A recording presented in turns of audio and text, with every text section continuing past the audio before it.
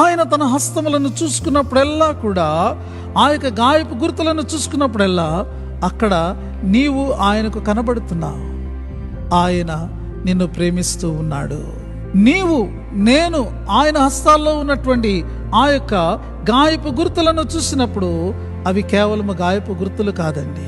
అవి మన ఎడల చూపబడినటువంటి ప్రేమకు చిహ్నాలు, నిరూపణలుగా ఉంటూ ఉన్నాయి.